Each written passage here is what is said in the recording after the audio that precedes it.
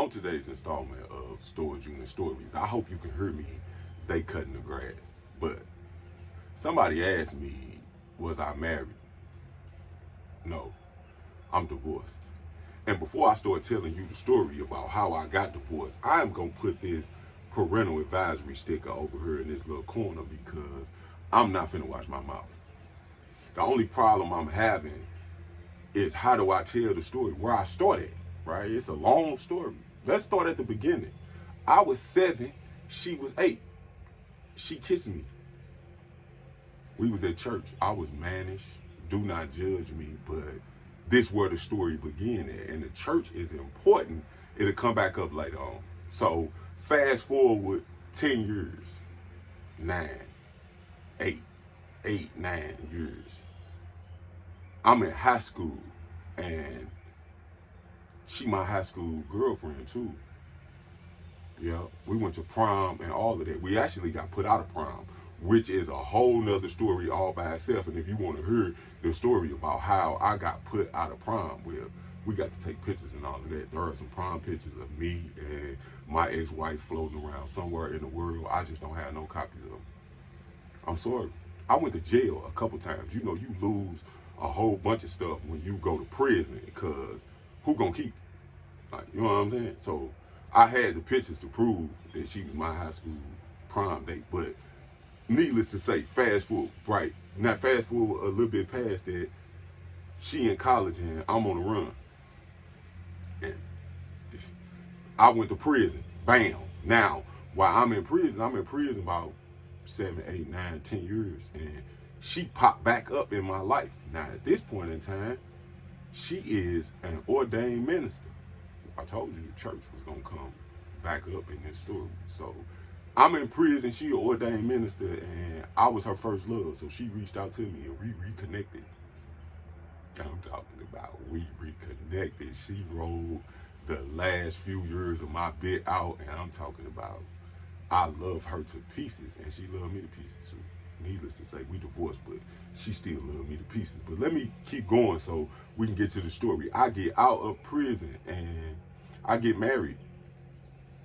Yep, I did. I married her, right? She wrote the end of my bit. When I came home, I married that ordained minister. Mind you, that's how I know the Bible frontwards and backwards. Also, I was married to a minister, and whatever it is that your mate do, you need to do with them so y'all can, you know, when she do it, she don't do it and she got to feel like she by herself when she doing it, if you get what I'm saying.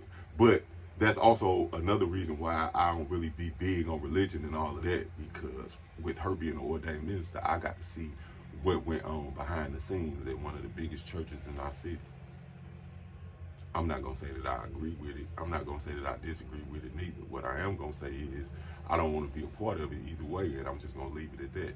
So we married, and while we are married, how do I say this, man, where it makes sense, man? I know somebody is going to take this the wrong way, but I just got to give it to you straight down the pipeline. I cheated on her. It was a reason I cheated on her, but straight down the pipeline, I cheated on her. The reason why we parted ways was because I was having sex with another female while I was married to her. In my defense, which I really don't have a defense, in my defense, I got a 3 rule. I go by the 3 rule, right? And I know the 3 rule probably is going to sound extremely weird or off-putting to some people, but that's just how I am. My mother was like that. That's where I got it from. I'm going to tell you 3 times, and then if you don't address it that 3rd time, then I'm not going to talk to you no more about it. So that's just kind of how it played out. We were having, you know what I'm saying, that conversation about me getting some. And one day she didn't give me none. And I ain't really paid no mind, but I paid it some mind because, mind you, I just came home from prison. I want some every motherfucking day. I'm talking about, I want to look at it. I want to touch it. I want to taste it. I want to do all of that every time I run into her because I have been deprived for so long. Yeah. And the last few years while we was jamming, I wasn't hitting on no female guards. I didn't have no extra, you know what I'm saying, whoop-de-whams coming to pull up and let me do my little 1-2 with them or none of that. Like, I actually stayed committed to her while I was doing so. When I came home, I'm talking about I am horn dog #1. Every day. I want to do it every day. You on your period, lay the towel down. I'm a little bit like that. That's why one of the questions in the questionnaire is, how long do your period last? And then the question right after that is, have you ever laid the towel down? Because I'm talking about, I'm running that red light. I'm talking about, here I come. And I ain't slowing down. I'm talking about, at no point in time, forgive me, I'm just like that. But the first time we had the conversation, you know what I'm saying? She was in her feelings about something I did or didn't do at the time, and you know what I'm saying? She sexually deprived me. And then, you know what I'm saying? She gave me something once or twice after that, and then she sexually deprived me again. And I told her that, you know what I'm saying? You can't be doing that because I am doing everything in my power to be completely a part of what we got going on. And if you're not going to touch it, somebody got to touch it. And then it happened the third time. And then after that, I went and found me it's like the universe lined up. And I'm talking about, I went and found me oh my goodness. I'm talking about, oh my goodness. And then I cheated. And then I cheated again. And then I cheated again. And then I cheated again. I have an addictive personality. So once it started, I got addicted and I just kept doing it, right? And then I started not asking her for none. And then, you know, the antennas went up and she put 1 and 1 together and came up with 2. Then she put 2 and 2 together and came up with 4. And then I can't tell you the rest of the story. I can't tell you what happened after that. But what happened after that is she left me. Right, I'm talking about cheating was something that she couldn't take, though we had the conversation that I completely understand, because now that I'm older and I know better, I don't do it because I understand it a little bit more. Then I didn't have no understanding. Girl, if you ain't finna give me some, somebody's daughter is finna give me some, and I want it. I want it from you, but if you don't want to give it to me, then I'm going to get it somewhere. You can pay for it at this point in life, at this day and age. $40 to get it for you somewhere from somebody's daughter if you really, really want it. Now, you just have to be able to stand what you're paying for. And, you know, there is an equal and opposite reaction to every action. And needless to say, the opposite reaction to me cheating on her was her leaving me. And when she left me, she took everything. Everything. She left one thing in the house when she moved out. Some Arm & Hammer baking soda. It was in the refrigerator. That's all she left. And the only reason she say she left the Arm & Hammer was because it was open and outdated. So in my mind, if it wasn't outdated, she probably would have took that too. But she took everything. She even took my mama cast iron skillet, and we argue about that to this day because I am still upset with her about taking my mama cast iron skillet.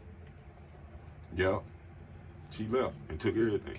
So after she left, I got right back into the street life because, you know, if you keep up with the books, you know what I'm saying? Loud. This is when Loud started to take place after I got divorced. I'm just playing it out so you backstory on all of the books and all of that. Shameless plug. Put it right there, right? Loud, A Strong Story, 0.5. Everything that happened in that book happened after all of this. So she left, and while I'm getting back to the street life and all of that, so I could put furniture and all of that in the house that I live in, because I told you she took everything. She took all the furniture. She took, you know, all the tiles, all the sheets. She took everything. The silverware, she took it. The food, she took it.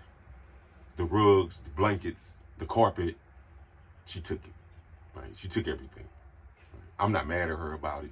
I'm still mad about the cast iron skillet, but at the time I wasn't really mad at her about it because I know her. I've been knowing her since I was 7 and she was 8. I knew that when she left, she was going to take everything because I know her. So While all this going on, I get served with papers. And at this time, I'm hustling. So I'm thinking it is the police at the door. I almost did something I had no business doing. But I got served with the divorce papers and what day I needed to be in court. Mind you, I'm back in the streets. Heavy, I'm talking about.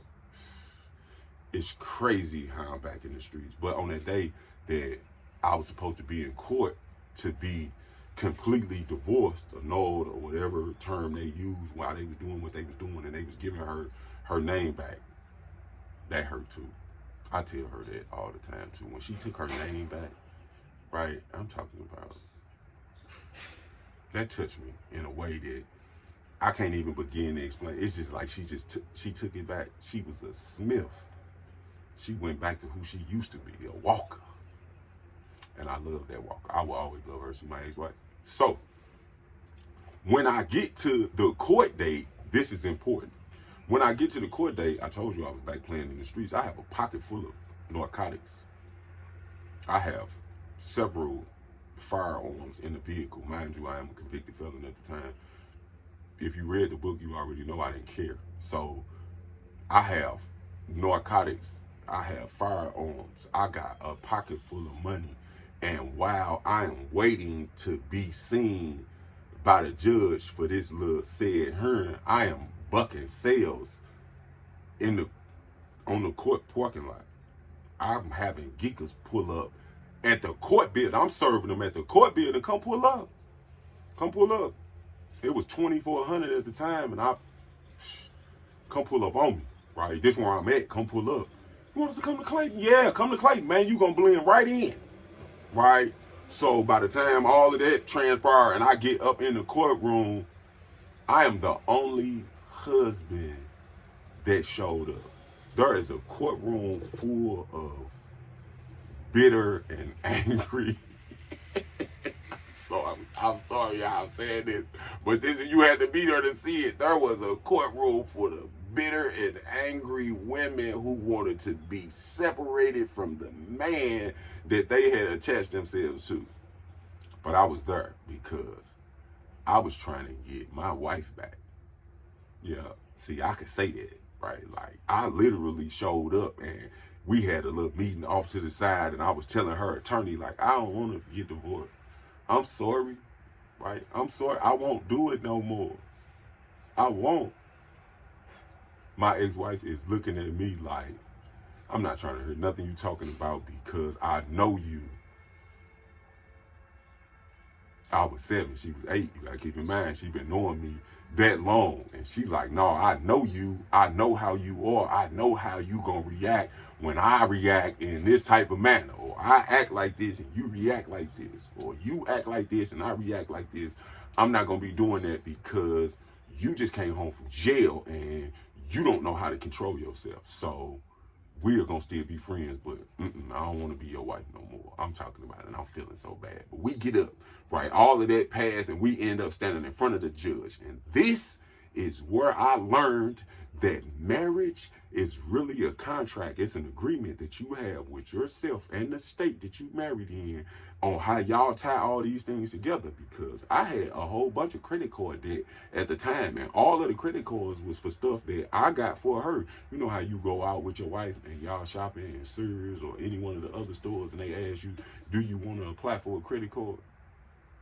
We'll take 15% off. I got like 7, 8 credit cards in my name, all of them for stores that she shopped in. I didn't get nothing out of the deal later on. I did in the beginning because she bought house stuff and all of that. But when she left, she took all the house stuff. So I lost all the way around the board. And I got all this credit card debt. And the judge told her that she needed to pay it. Mind you, she never did. I love her to pieces. We talk about it all the time. She never paid that. But while we going through the proceedings and all of that, I am learning how, under the law, marriage is. And it kind of turned me off from it. But now that I know a little bit more and I'm doing a little bit better in my mental and getting through life, I see how it can work to help me, opposed to the things that it can do to hurt me and hinder what I got going on. You have to be aligned and tied to the right person with the right credit score and the right payment history and all of that, because it can bring your credit score up or it can lower it. My credit score was almost an 800 when I got out of jail, and it dropped to the 4s or 5s because her credit was in the. But needless to say, we get through all of that, and it came to the point when the judge asked her, did she want her name back? And that lady looked at me, and she looked at the judge, and she looked at me, and she looked at the judge, and she said, yeah. And my heart fell out of my pocket. It hit the floor. And he asked me, was there anything that I wanted to say? I said, yeah, I am the only husband that showed up in these here proceedings. And I came because I wanted to keep my wife. I didn't want her to leave me. And the judge said, man, she gone. Go find you something else better to do. 10 minutes later, I was outside bucking a hook, getting right back to doing what I was doing because, you know, later on down the line, if you read this book right here, you know, I was on that type of time and them people was coming. So I was living that type of life. And I was on parole while all of this was going on. It's the craziest thing ever. I could have brought my mama up throughout this whole story because she was a part of all of this, but I say that for another day. I'm divorced. I did that. I'm sorry I did it now, looking back on it, but at the moment, man, what had to be done, had to be done. I'm just glad that I am at an age now where I could sit down and have that conversation with her with understanding and compromise and a whole bunch of things that I picked up along the way in my journeys as I was growing up. Because when I got married, I was still a kid. Bring in the logo. Hold on. Don't go nowhere just yet. Right, there are 2 more things that I left out that I should have put into this. Number 1, I went back to prison after I got divorced. The feds came. Read the book, man. Shameless plug. Read the book. Shameless plug. I do not care at this point in my life. That's going to be the only way you know the whole story. So you're going to have to read that. I went back to prison for what happened in this book. Second, most important, right? This is the most important thing, and it's going to really make sense with everything that I be having going on. And it's going to make sense with me taking the trash out. You know when my ex-wife's birthday is? Do you? You should already know. I shouldn't even have to tell you. Just think for a second. Just think for a second. Yeah, you put a little thought into it. You know? Yeah. My ex-wife was born on July 23rd. The first day of Leo season. Now bring in the logo.